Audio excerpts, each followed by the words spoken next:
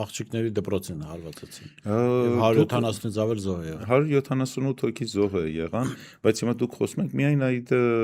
աղջիկների դպրոցի մասին, որը որ առաջի օրը տեղի ունեցավ, բայց այս ընթացքում տասնյակ երեխաներ են զոհվել նաև Թեհրանում ծննդատանը Գանդի հիվանդանոցում, որը տեղի ունեցավ 3 գիշերվան, 3-4 կեսգիշերվան։ Ուստի այն ինչը որ հիմա տեղի է ունենում Իրանում, դա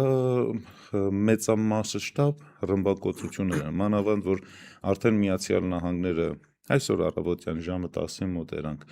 օգտագործեց նաև B1 եւ B2 տեսակի ծանր ռմբակոծիչները։ Այս ռմբակոծիչները իրենք կարողանում են միանգամայն մոտ 400 մետր երկարությամբ եւ 100 մետր լայնքով ամեն ինչը ոչնչացնել։ Մեծ քանակությամբ ռումբ են թափում։ Եվ իրենք արդեն Թեհրանը երկրորդ անգամվա համար այդպես ռմբակոծեցին։ Այսինքն Միացյալ Նահանգները հիմա երբ որ ձախողվեց իր նախնական պատկերացումը, եւ իրենք տեսան, որ ժողովուրդը դուրս չի գալի, հիմա սկսելու են